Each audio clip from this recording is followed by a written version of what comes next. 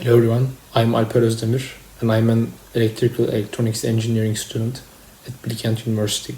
In this video, I will represent my Physics 102 project that is about RL circuits. The aim of my project is investigating the behavior of the inductive reactance at the alternating voltage depending on variable frequencies. I investigated the behavior of the coil, which is called as inductance.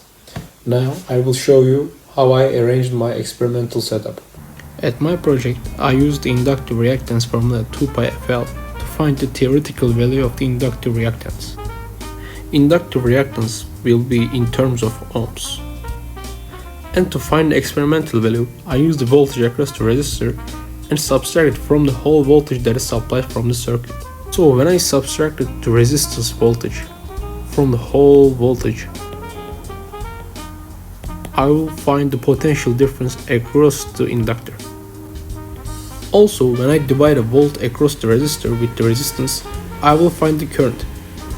The circuit is connected in series, so the current is equal, as you can see here. And when I divide the potential difference of inductor with the current, I will find experimental value of the inductive reactance. So when I find the current and when I divide the potential difference of inductor with the current, I will find the inductive reactance. As you can see, as I increase the frequency by 500 Hz, the voltage across the resistor starts to decrease by 0.2. This shows that at the constant voltage, when the frequency is increased, inductive reactance of the inductor increases and it starts to steal 0.2 volts from the resistor. The equipments which I used are function generator, oscilloscope, multimeter, resistor, wires, inductor. The primary point of the experiment is to observe the direct proportionality between the frequency f and the inductive reactance. After these, Ohm's law will be tested on the inductor.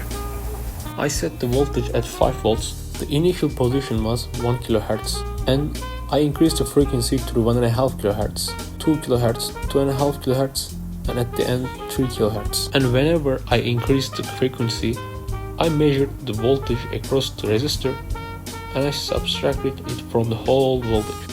With this procedure, I find the inductive reactance. As you can see, there are some errors at my experiment. The reason for the occurrence of the errors is I couldn't set the voltage exact to 5 voltage.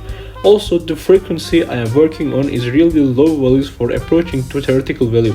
If I had used much higher frequencies or an inductor which has lower inductance, I could have obtained more precise results.